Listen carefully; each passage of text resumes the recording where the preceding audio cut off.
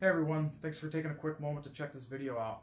I just wanted to go ahead and give the channel a more proper introduction, as well as myself. I'm Jesse from Jesse's Garage and Adventures. I created this channel a long time ago, and I'm finally trying to pick up with it and actually make regular content. The purpose of this is to bring you guys along with some of the regular things that I do, whether it be working on vehicles, motorcycles, dirt bikes, ATVs, quads, to camping, to gear reviews, things like that. I think that I can help everyone build things, diagnose things, repair things, and then have fun. So if you guys like this content, please remember to share, subscribe, like. If you've been around the channel for a while, you'll recognize this car. This is my GTO. It's a 2005 stock bottom end LS2. It's got a Texas B228R cam. It's got an LSA supercharger on it, Nick Williams throttle body. Just basically supporting mods. Makes about 600 to the wheel. I've got the KTM 1190. I plan on taking it on some trips this year. I do both like kind of touring and off-road riding with it, and then I've got a dirt bike.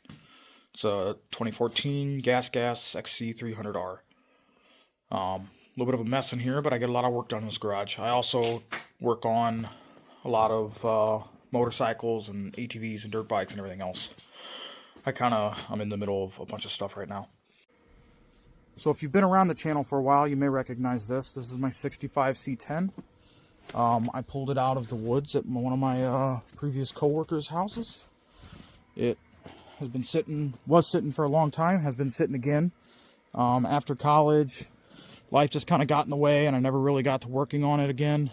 It's been sitting here for a few years now, but I've started to tinker with it a little bit. Obviously, the snow has kind of hampered anything. I've got my daily driver. It's got a rooftop tent. That's one of my newer ventures into rooftop tent camping.